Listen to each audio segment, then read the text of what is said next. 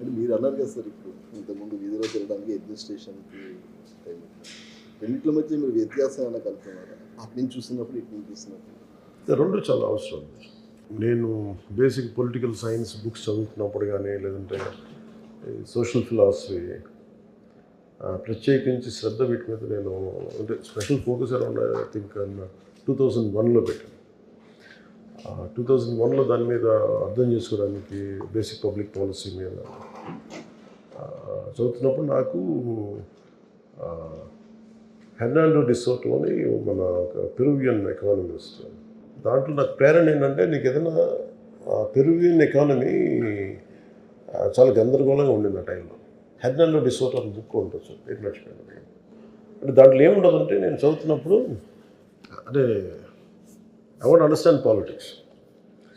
So చాలా పుస్తకాలు కొనుక్కొని కొంతమంది ఉస్మానియా యూనివర్సిటీలో నా ఫ్రెండ్స్, కొంతమంది సీనియర్స్, బయట ఉద్యోగులు వాళ్ళందరూ నాకు చాలా పుస్తకాలు, ఆ పుస్తకం ఒకటి ఇచ్చారు. మన ప్రమోద్ అని తన ఫ్రెండ్, ఆయన ఇచ్చిన బుక్ అనమాట. సో దాంట్లో నాకు తీసుకున్న సారాంశం ఏంటంటే ఆ టైంలో షైనింగ్ పాత్ గెరిలాస్ ఉండి యువతంతా మావోయిస్ట్ మూమెంట్స్కి వెళ్ళిపోయేవాళ్ళు. ప్రత్యర్థుల్ని ఎదురు తిరిగితే ఈ టిపికల్ ఈ అటు వాళ్ళ తెగల గొడవలు ఎలా మన దీని ఏమంటుంది స్కాల్ప్ కోసేసేవారు. అంటే అంత extreme Maoist violence inflicted country ఆ టైంలో 80sలో.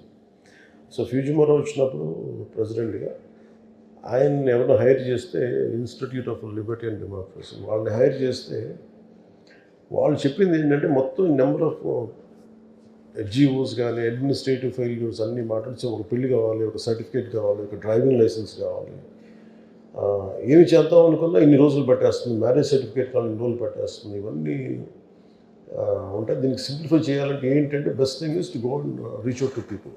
So the went to people. ఎందుకంటే నాకు ఆ పుస్తకం మొత్తం నాకు ఆ వాక్యం చాలా బలంగా పట్టుకుంది.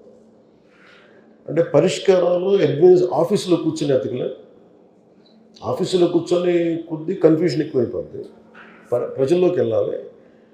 అది నాకు అది ఫస్ట్ లెసన్ అయింది.